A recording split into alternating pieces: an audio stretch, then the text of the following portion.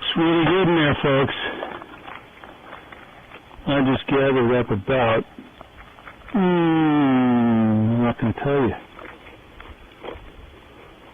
I'm going to grab a bunch of these pellets because we use them when we get classes out here and kids and homeschoolers and Boy Scouts, and they dissect these and find out what these guys are eating. But the most important thing I need to tell you is me taking these pellets does not compromise how great this cavity is and how much she's going to tear up and fix when she hopefully lays some eggs, because there's a good 8 or 10 inches of material here that is old pellets and just remnants of rotten eucalyptus that has made this a great cavity, and grabbing these pellets is not going to compromise that at all.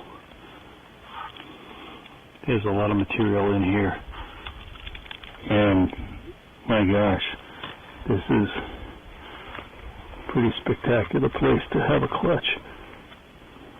Some whitewash in here too, but it's all nice and soft. And as we all know, we call it the Ritz, because that's what it is for these guys. But these pellets are great for teaching. Okay, now I got these guys in my shirt, and I'm going to clean the lenses.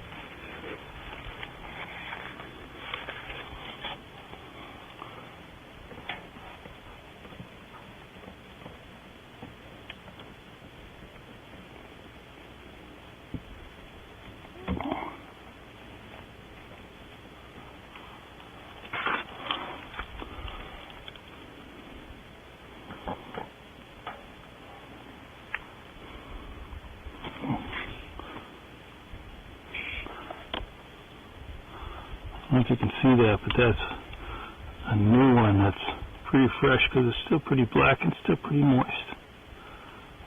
Kind of small, but they do that sometimes.